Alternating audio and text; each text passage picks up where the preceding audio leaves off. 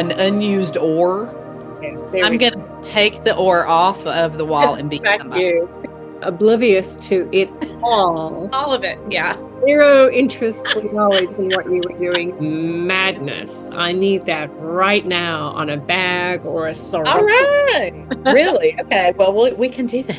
We can do it. Look, Yeah, I'm I like, get it. oh, okay. Okay. Okay. Yeah, she needs. I think we just commissioned something right here. Hello, everyone. I am so excited to have this fresh new episode of Vallarta Real in the can and welcome my beautiful, beloved friend, beautiful inside and out, Oh, Alexander Anderson wow. hyphen Bower hyphen Empress of all things design. So thank you so much for meeting with me today and sharing with our viewers your incredible story. I'm super happy to catch up finally. Well, since you're such a big part of my LA story, especially at the beginning, I lived in New Orleans in the early to mid 90s, and I already had a theater degree, and I was working for an art gallery and some designers. These two really just indescribably funny sisters who had about 700 vendors and operated out of this little shop called Shop of the Two Sisters. And they became kind of famous. And I realized that I was doing a lot of design work and I didn't really know what I was doing. But I had ambition and I wanted to do some really big houses. I wanted to do commercial buildings, that sort of thing. And so I started thinking, well, I have all these friends who live in LA. I had visited LA quite a lot and I felt like I could live here. Could be And great. so after quite a few interviews with different firms, I um, had the privilege of working for Trisha Wilson and Associates. And it was during the huge hospitality boom in Las Vegas. And Trisha Wilson had quite a few senior designers who were literally working around the clock Yep. and in planes all the time, projects all over the world. And as it turned out, the way it worked in hotel design is if you're a student, you are assigned to the librarian. And the librarian runs the resource library. And the resource library is where every single designer has to go to pick that piece of marble, to pick that fabric, to, anything furniture, FF&E, furnitures, fixtures, and equipment. Every single thing that touches a surface was in that library. Now, what was interesting was because I was in New Orleans, I was being taught decorative arts in a way that the UCLA students, who I was primarily uh,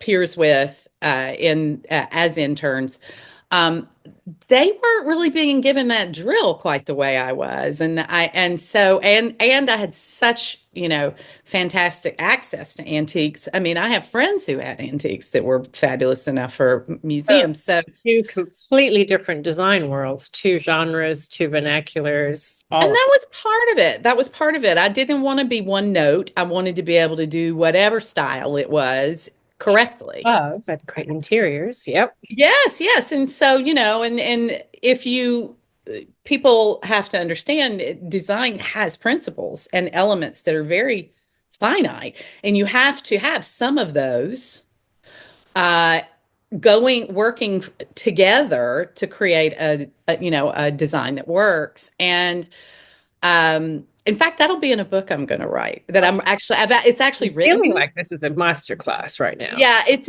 been written. I just right now I'm doing the pen and ink designs for it because Okay. I don't want it to be color because I want it to be inexpensive so people can use it. Sure. It's Like it takes it's not a DIY book, it's a philosophy book about your house. amazing. I would love to share with our viewers too that you were such a support to me and you were instrumental in my start and creation of Crate Interiors, which began about 15 years ago or more in a little bungalow in West Hollywood. And my most fond memories are from that time period, bootstrapping this little business together and you taking me off to the Pacific Design Center and dragging me in and out of every showroom and furniture display or market week or fabrics library, like you say. We And had so much fun. I mean, giving me such an insider's introduction to the whole world of interior design and suppliers and logistics and how do you custom make things. I will forever be grateful for not only your help in your education, but your energy and your apparent passion for it, which still exudes today. I mean, just look at you in your office. It's like a profusion Oh, of color, pattern, oh, and print. You look amazing. oh. That's so sweet. Well, you gave me a place to live, which the folks Yeah, need we to could go know. way back. Yeah. Deborah was one of my very first roommates so when I started my sojourn to LA, I did 2 summers of Right. internships You did. before I was Amazing hired. internship. So we had a lot of creativity Creative friends. Yeah. in our midst. So at some point, you branched off into the art world. How did that happen for you? Well, I took painting classes when I was in design school and I loved painting, but I wasn't ready to be judged. I wasn't ready and I enjoyed it so much. I didn't want it to be like an occupation that I'd had to depend upon because I wanted to be able to let the ideas flow in the way that they came to me. And so I did constantly work on paintings when I wasn't working in design, and I did huge paintings that are like 7 feet tall. I still have them. I have photos of them too, and I mostly design. I designed paintings to go with furniture and things like that. And so I was like, I that used to be sort of frowned upon, but people would be like, "Oh, you buy the art for the art." But no, you buy the art to go in the room. You do. We know this for a fact because we have clients who are like, "We need to buy art to go in this room."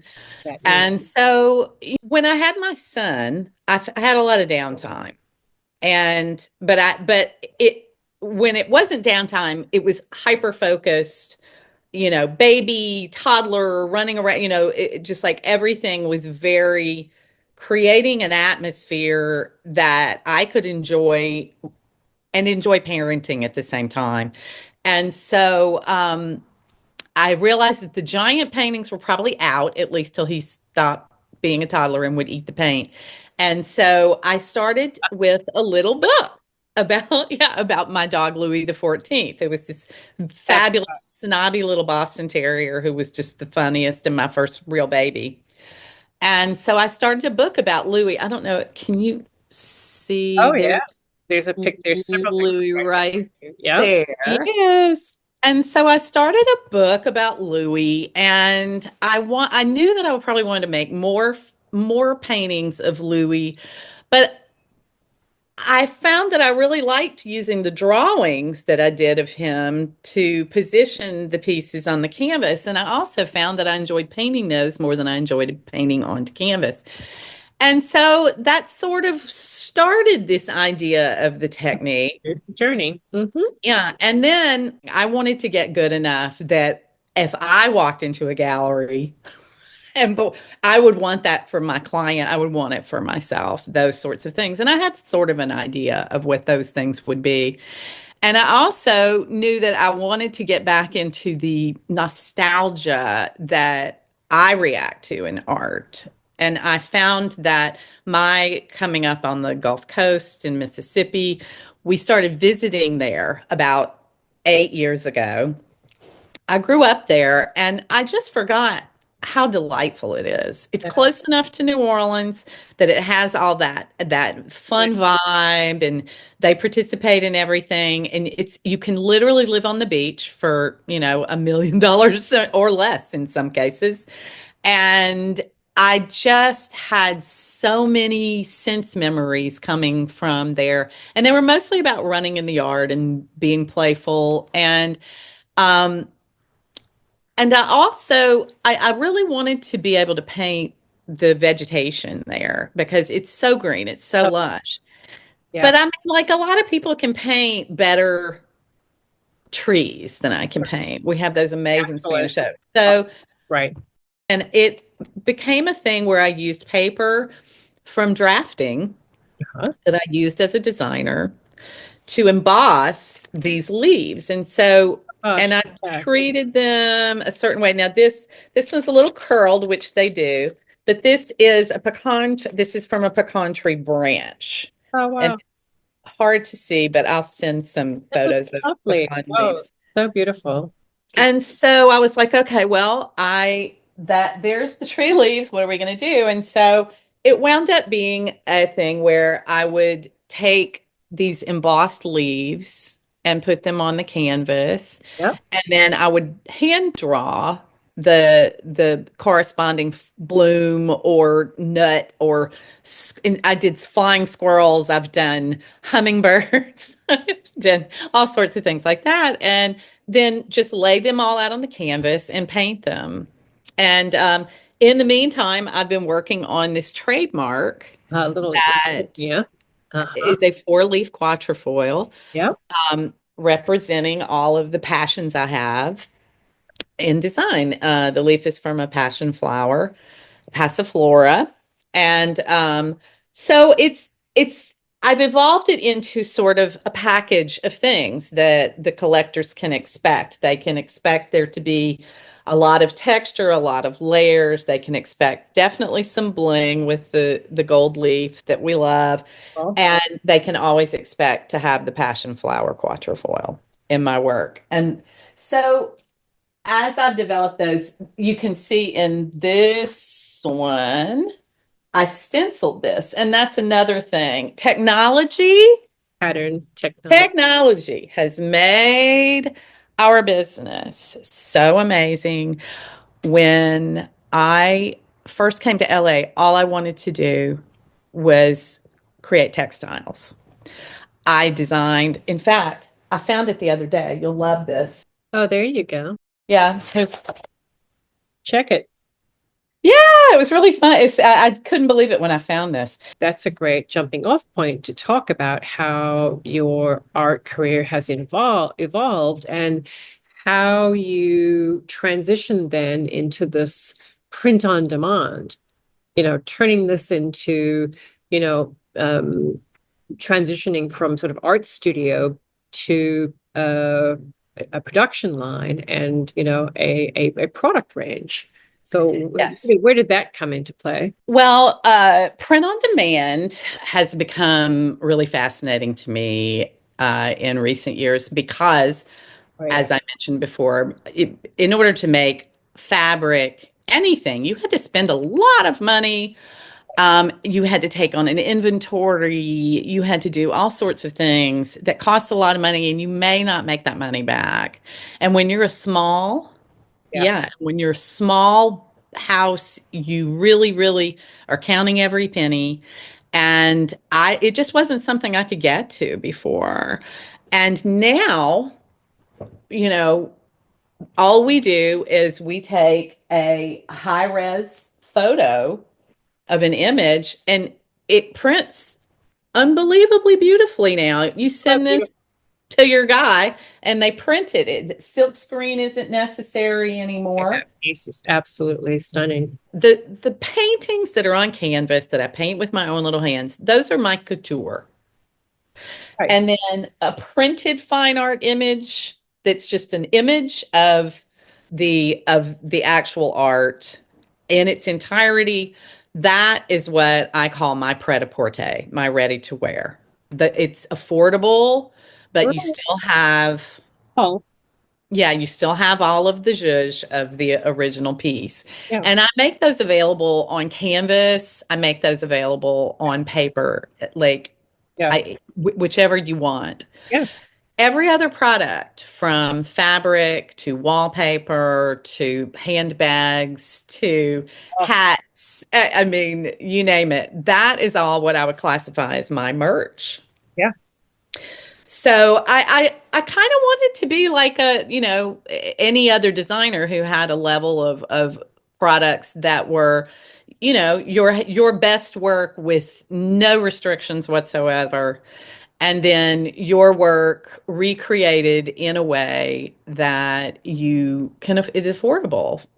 I mean, you could put my stuff in a dorm room. Is this what led you then eventually to Shopify and storefront and Yes, and we are going to probably roll out a wholesale program, and we are going to tier that just like we would tier um, fashion, whereas we'll have uh, some brick and mortar stores will have their own custom branded artwork for their brick and mortar stores, and they can sell products, a collection of products that way, or some places may just want to order what exists of my brand. And then I'm going to also offer it to affiliates who just, they just want to work on the computer and they want to sell. So I think, I've got a lot to figure out between now and then. Like I said, I'm a perfectionist and where you're taking apart the economics of art sales? Like you've created all these different channels of distribution yeah, and named them as you have just done for us, and then created products into these different channels. So you've yeah, really explored that, like the business side of it. Have you've had some also journey in having partners, having business collaborators as well to make all of this happen. And yeah. in times when you've really enjoyed just being the solopreneur.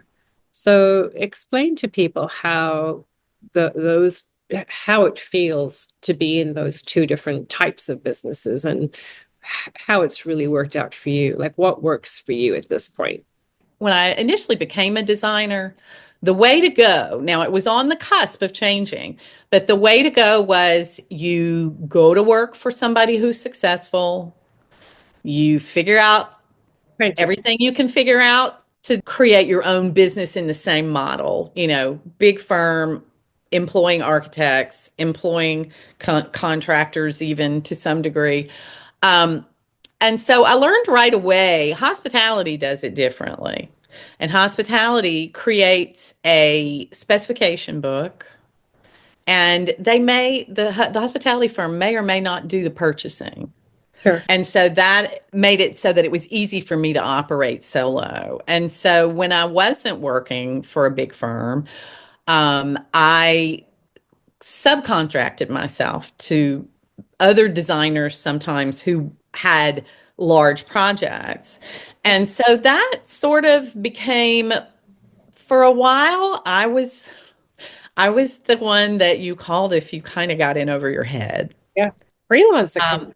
That's a whole. yeah, I mean, and I can only I wouldn't have said that when I was still trying to be a designer, but like if you were doing a house that had classical design or design that needed to be correct. Like you needed to put the right furniture together, or you needed to use those principles and elements, and maybe you didn't know you were good at selling the job, Or but you someone weren't like good. you who's a historical history major, understands periods of furniture, and knows how to put it all together. Yeah. And so I just always kind of made it so I needed to rely on as few people as possible Yeah. just to keep the chaos out. Well, and just for Build people to relation. understand how incredibly prolific you are as a solopreneur, I would say one of my absolute funniest memories of you is walking into your then brand new Beverly Hills home that you had just recently decorated with Uh-huh. incredible profusion of patterns and prints and colors. It was electrifying, just like your background. And you had the whole dining room table piled up with swatches and finished samples and booklets and presentation trays and things just stacked up to the ceiling. And you were in the middle of, incredible, productivity arc. Over Hmm. in the living room is your, newlywed husband watching television, oblivious to it all, All of it. Yeah. zero interest or knowledge in what you were doing, deeply entrenched in his show. And then Yeah. on the other side, there's a little kiddie table, and your kid at the time, Anderson, was doing homework. Yeah. I mean, your ability to be the queen, Lorena of the whole thing and manage all of this as a solopreneur with all these different activities happening under your roof simultaneously, I think speaks to why you can do all of this and have such a interesting business and manage it as if it's a normal day at your dining room table. Well, it's funny. That was 100% born of the fact that I wanted to be present, Yes. for my child. I can remember the LA Art Show, I think is a really good art show that we have here in down at the convention center. It's usually, gosh, it should be happening any day now. Late January, early February. And I would always take him with me. And yeah, and so because I wrote, I had for a while I wrote a blog about parenting, and we got invited for my child to come and take a painting lesson with Alexander Renoir, who is the grandson of Auguste Renoir, who we've all seen in the museums. And so I have, like, my kid just sat down and painted the painting. He did it exactly like, used all the tips. Oh, And when I was in design school and was taking painting classes, a big question was, is it finished? sure. Is it finished? Well, So that's right. Alexander Renoir looks at Anderson and he's like, is it finished? And Anderson goes, yeah. He was like, yeah, it is. Absolutely. Not a question in his mind if it was finished. And I was and Alexander and I both looked at each other and were like, So he knows. self-satisfied. He's an artist. He knows. But yeah, so he's kind of grown up, he knows how to stretch a canvas. He knows how to wire the back of a painting. I think he knows a lot of things that most kids his age don't really know how to do. But he's about to go to college and major in finance. So, we're lucky. He gets. It's on the way. That's right. The Yeah. homeschooling education did work for him for sure. Yeah, yeah. Well, I tell you, the Beverly Hills School District did wonderful things for Yeah. him. Yeah. And while we're on that topic, I mean, you are literally blocks away from where the LA fires have been raging. And in fact, I saw your post last week, paying homage to one of your very first clients up in the hills, whose house most likely, Oh, it's gone. burned. That house is Oh, gone. yeah, I don't kn- It's, that's 20 years ago I did that house. that's right. But yeah, pretty much anything in Palisades Village down to Mescal Canyon, Sunset and above Sunset, and the entire Palisades High, of which my cousin's wife is the principal. So now she's got to figure out how to replace Sure. 3,000 displaced students. I think that the city's been nudged to let people see what they wanted, what's happened to their property. Like I have one friend, we still aren't really sure. She lives in Topanga. We still aren't really sure her house is okay. We do know her parents' house burned down. And also, not as close, but equally devastating, Altadena, and that Pasadena. both of them, it's not surprising that we have fires in Los Angeles, but it is tragic that this got as big as it did. It's still just, everyone is still kind of walking around. And it's not as much a thing where you can jump in and help like you can in a lot of ways, like I would know how to help if it was one block of people. So just like dialing into your insider's knowledge on that, where do you see the design industry going in this big rebuild? I mean, there's obviously huge opportunity for the design community to support, offer services, be, central to that rebuild. As you know the community so well, what's your prediction of how the design industry will jump in on this? Well, I think right this moment, the best thing anyone can do is just stay out of the way and send money if you can.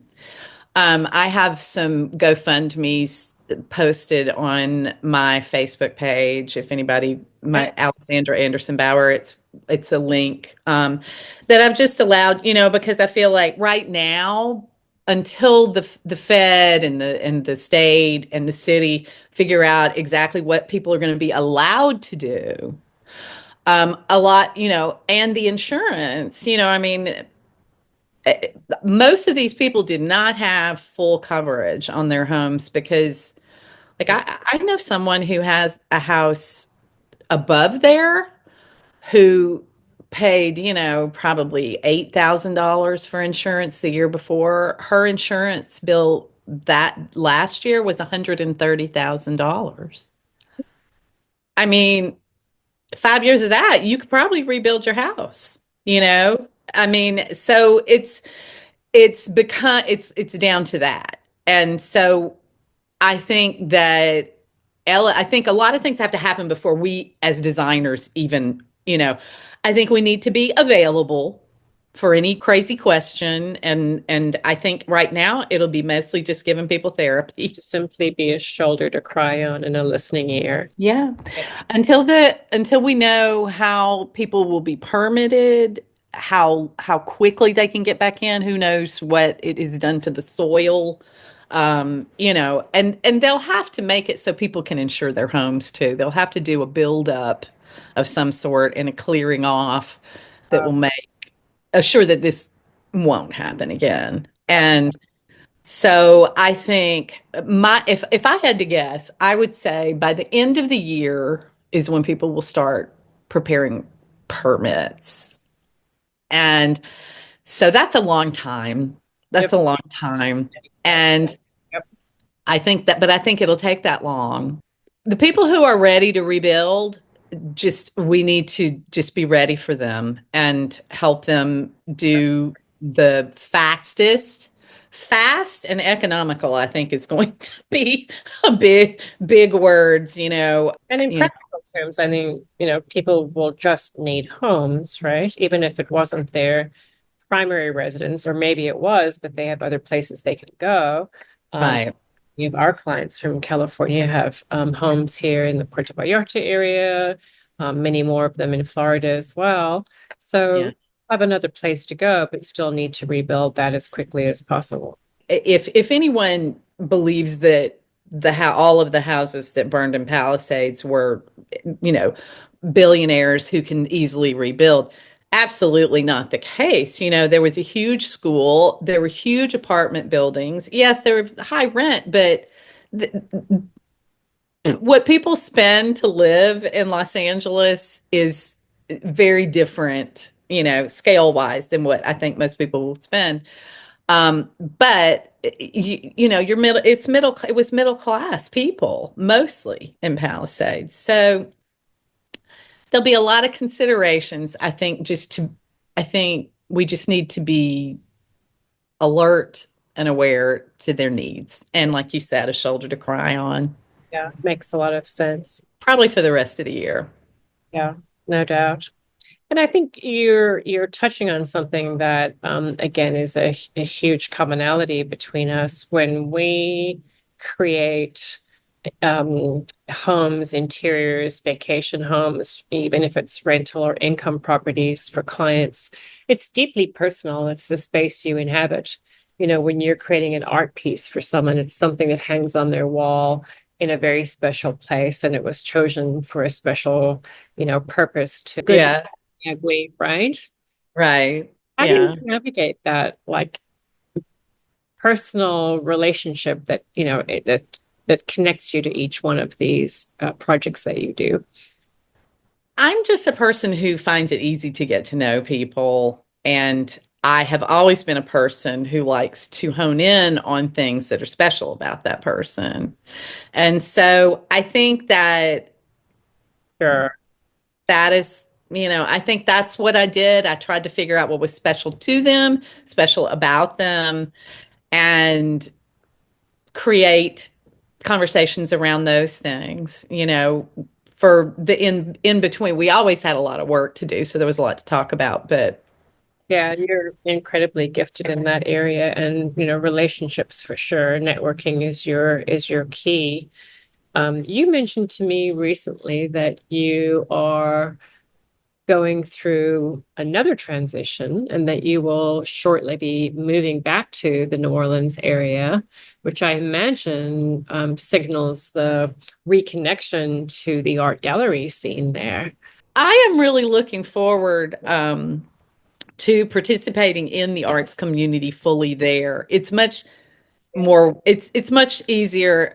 And after Katrina, um, they built a beautiful Arts Alliance building that is very, very active. And so I went to some of the meetings this past summer while I was there, and I was like, "Oh, this is a crazy bunch. I cannot wait to enjoy So getting to know them quirky. all." So Yeah.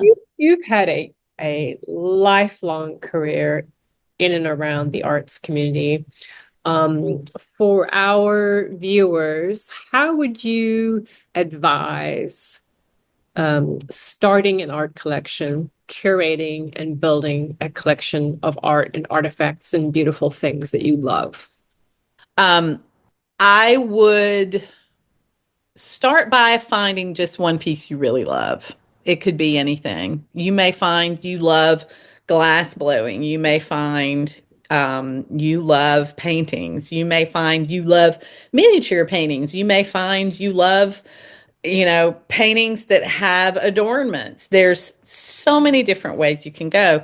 For me, collecting is an emotional thing. I have to identify with it. And if you identify with it in some way and you continually bring home things that you have that identification with, they don't necessarily have to relate to one another, but they will ultimately be There'll be a through line. peace because it's from you, And so I say, if you're going to collect and you're really just starting, go find a gallery like Aerodante Gallery that has artists from Mm, every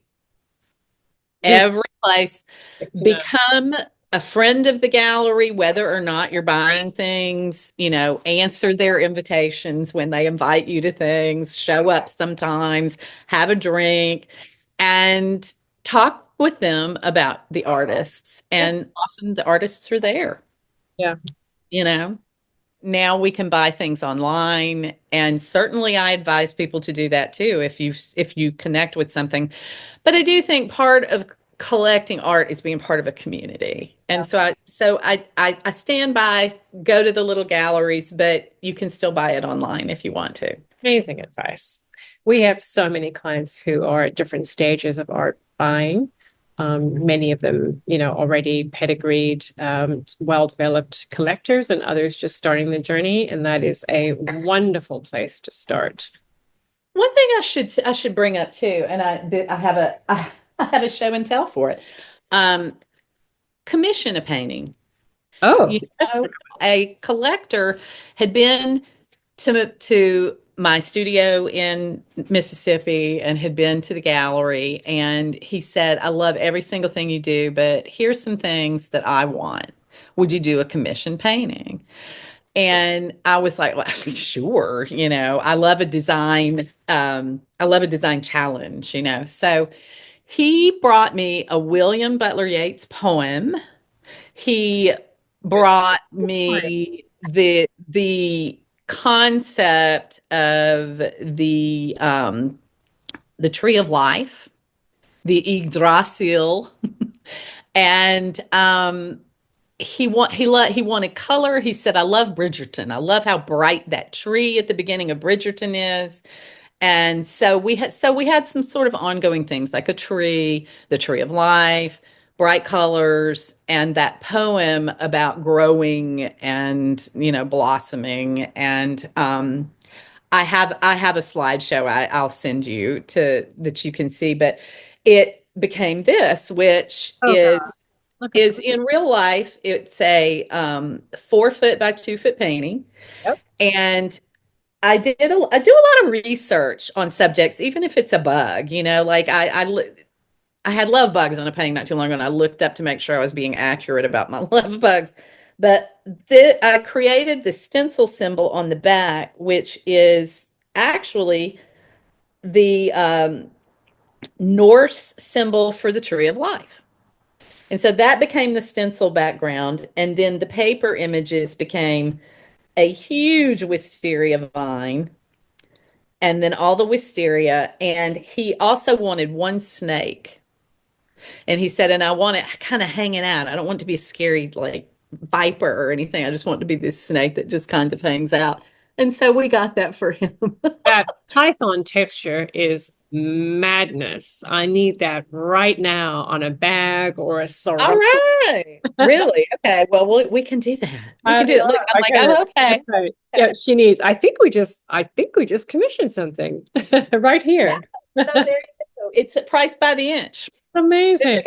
Oh, Yeah. so you know what? Let's steal something from my friend Dawood Bedrosian, who I recently chatted with on his podcast. We'll Uh-huh. do some rapid fire. Are you ready? Oh, okay. Okay. Because you just have you have an answer for everything. All right. So, favorite color. Could you even pick one? I have favorite shades of colors. Let's go. Well, it's a shade of periwinkle. I only like the darkest dahlia red. Oh yeah.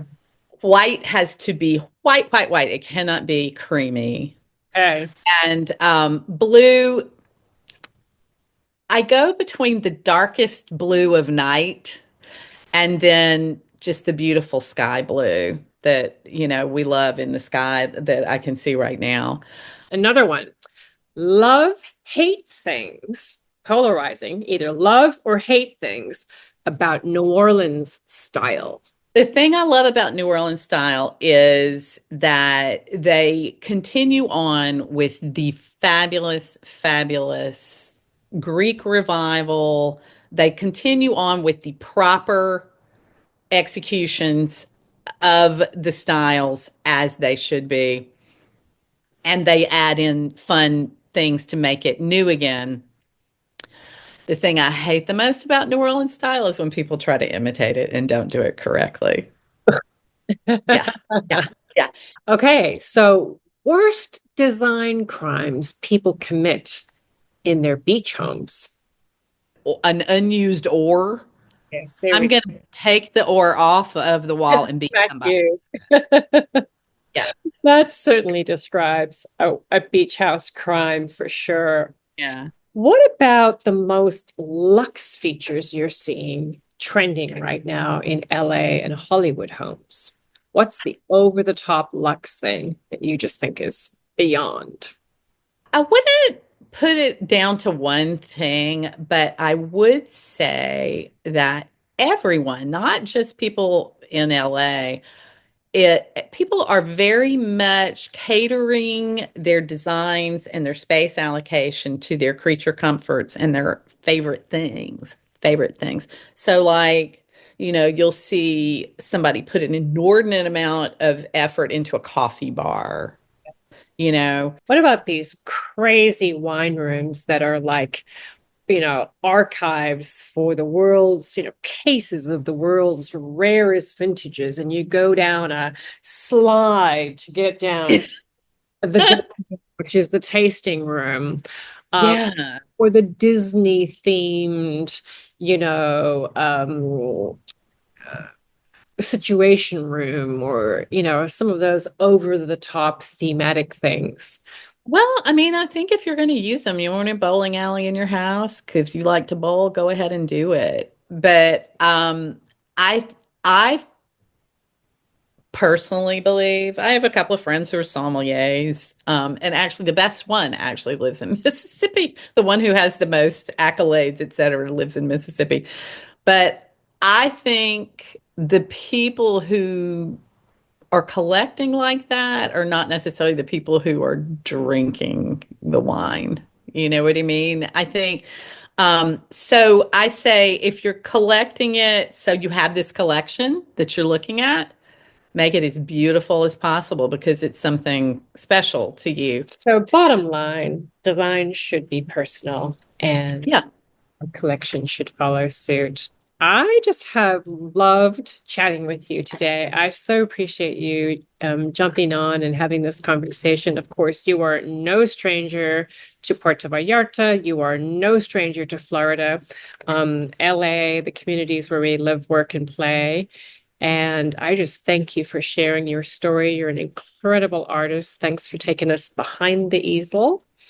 Well, And coming from you, that is like an absolute brilliant comment. we People, had Deborah is a very talented artist and designer, one of the best, I can say authoritatively.